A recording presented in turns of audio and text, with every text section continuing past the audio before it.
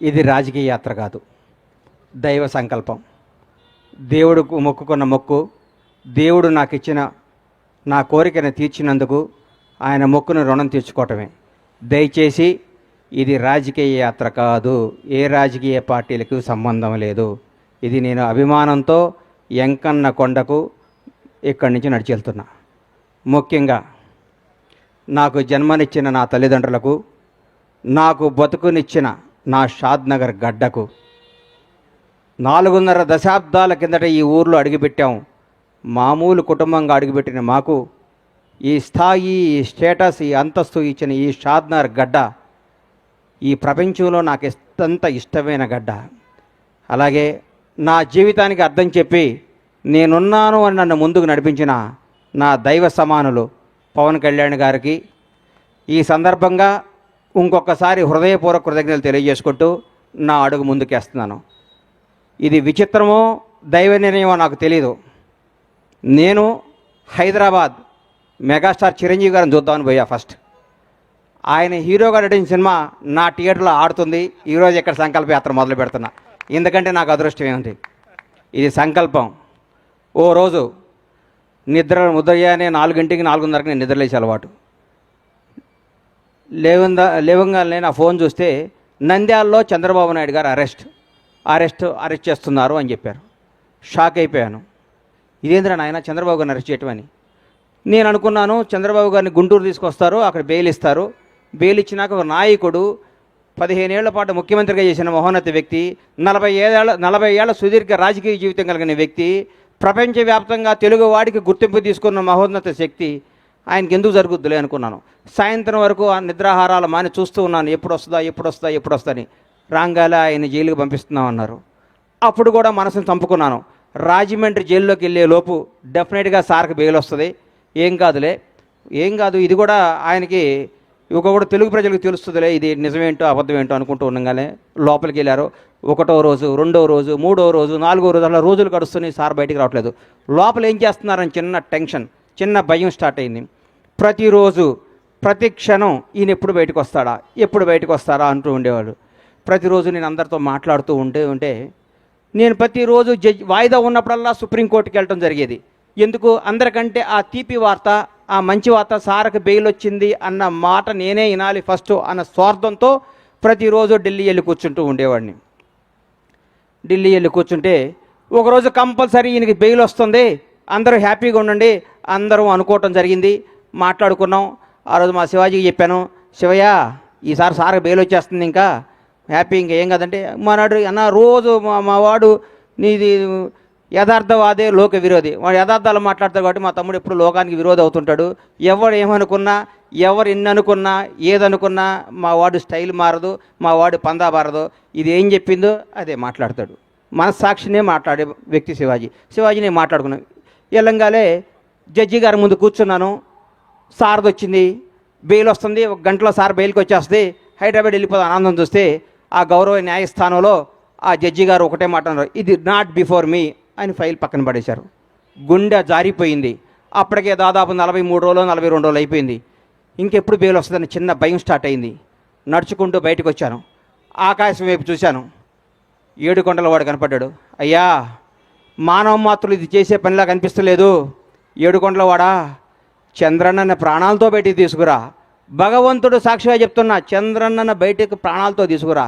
ఆయనకు పదవి రావాలనో అధికారం రావాలి, ఇవన్నీ నేను మొక్కోలా. ప్రాణాలతో ఆయన బయటకు వస్తే నా గడప నుంచి నీ గడప దాకా నడిచొచ్చి నీ మొక్కు తీర్చుకుంటానయ్యా, నువ్వే చంద్రబాబు గారిని కాపాడాలని మొక్కోవటం జరిగింది. ఆ రోజు మామూలుగా వచ్చాను. తర్వాత ఉద్యతం కేబీఆర్ పార్క్ దగ్గర ఓ రోజు వచ్చి అందరు మీడియా వాళ్ళు, సార్ ఏం చెప్తారని మీడియా మొత్తులు అందరూ నన్ను అడిగారు. కేబీఆర్ పార్కుల్లోనో, ఔటర్ రింగ్ రోడ్లోనో, ఆస్ట్రేలియాలోనో, జపాన్లోనో, జర్మనీలోనో చంద్రబాబు జై అంటే కాదయ్యా, మీ ఊరు వెళ్ళండి, మీ స్వస్థలాలకు వెళ్ళండి, మీ ఊరు బొడ్రాయి దగ్గర కూర్చోండి, చంద్రన్న గురించి మాట్లాడండి. కరోనా వస్తే 2 సంవత్సరాలు ఇంట్లో కూర్చోలేదా?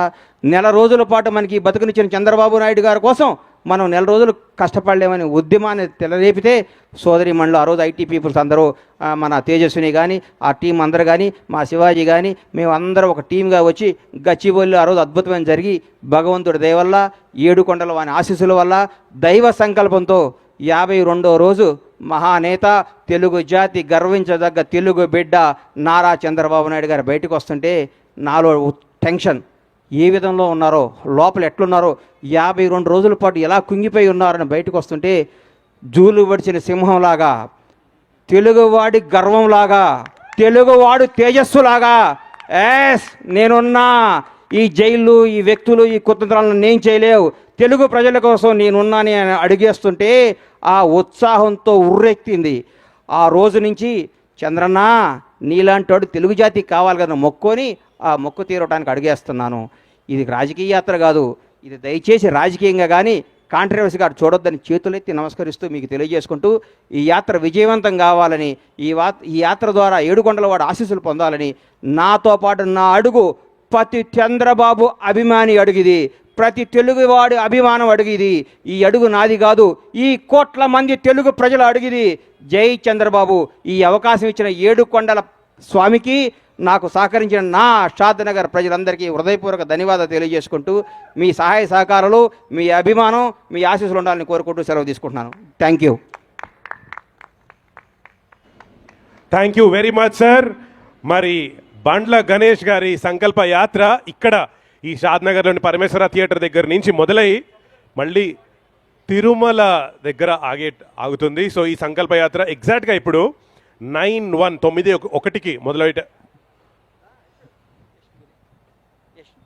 తమ్ముడు యష్ నా కోసం అమెరికా నుంచి నా యాత్ర మొదలు పెడుతున్నానని తెలిసి ప్రత్యేకంగా నా కోసం అమెరికా నుంచి రావడం జరిగింది నా తమ్ముడు యష్. థ్యాంక్ యూ తమ్ముడు. నా గురించి ఒక నిమిషం చెప్పు, మా సార్ గురించి. బండ్ల గణేష్ అన్న గురించి నేను అమెరికా నుంచి చెప్పాల్సిన వచ్చే అవసరం లేదు, ఎందుకంటే మన లోకల్లో బండ్ల గణేష్ అని ఏదో మాకు మాట్లాడతారు. అదేవిధంగా తెలుగుదేశం పార్టీకి ఏ రకంగా అండగా నిలబడ్డారు. చంద్రబాబు నాయుడు గారు జైల్లో ఉన్నప్పుడు బండ్ల గణేష్ అన్న కానీ మిగతా మిత్రులు, శివాజీ గారు మరీ ముఖ్యంగా, ఇలాంటి వాళ్ళందరూ కూడా చాలా అండగా నిలబడ్డారు మనందరికి కూడా. ఎందుకంటే ఆ రోజు అరాచక పరిపాలనలో నుంచి జరిగిన వికృత విన్యాసాలన్నీ కూడా ప్రజలకు ఎండగట్టే ప్రయత్నంలో భాగంగా మాలాంటి వాళ్ళు గారు కానీ, బండ్ల గణేష్ అన్న లాంటి వారు కానీ, శివాజీ గారు లాంటి వాళ్ళు కానీ, వీళ్ళందరూ పెద్దలందరూ కూడా కలిసి పనిచేశాం. అదేవిధంగా ఈరోజు బండ్ల గణేష్ గారు ఈ పాదయాత్ర చేయటం నాకైతే పర్సనల్గా చాలా సంతోషంగా ఉందన్న.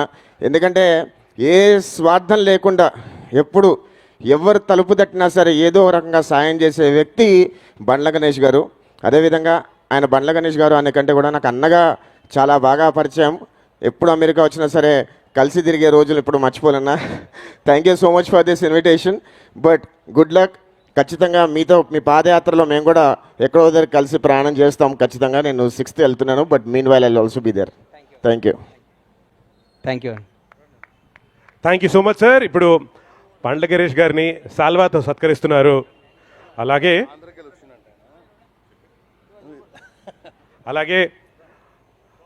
ఆంధ్ర నుంచి కూడా వచ్చారు బండ్ల గణేష్ గారిని సత్కరించడానికి. ఈ సంకల్ప యాత్ర విజయవంతంగా సాగాలని, కొనసాగాలని ఆశీర్వదిస్తూ ఇప్పుడు ఎగ్జాక్ట్గా 9:01 9:01 ఈ పాదయాత్ర ఇక్కడి నుంచి మొదలవుతుంది. మీరందరూ అందులో పాల్గొనాలని, ఇంకా విజయవంతంగా చేయాలని మేము అందరం కోరుకుంటున్నాం, ఆశిస్తున్నాం.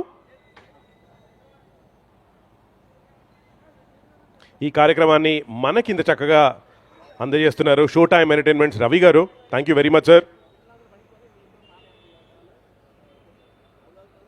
Show time entertainments, one stop shop for all events.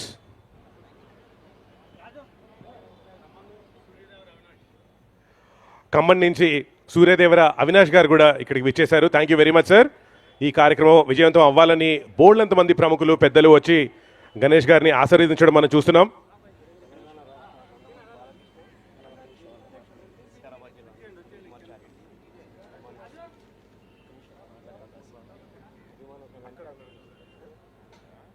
Telangana నుంచి నందమూరి బాలకృష్ణ గారి అభిమాన సంఘం అధ్యక్షులు అనిల్ కుమార్ గారు కూడా ఇక్కడికి వచ్చేశారు.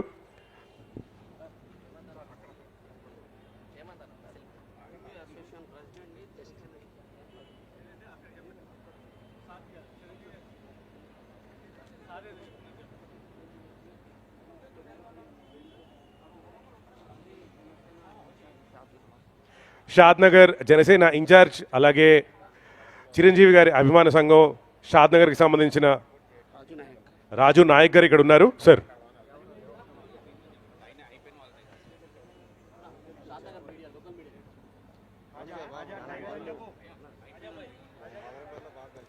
ఈ కార్యక్రమం 9:01కి మనం స్టార్ట్ చేయాలి. సో ఐపీఎస్ ఈ సాల్వా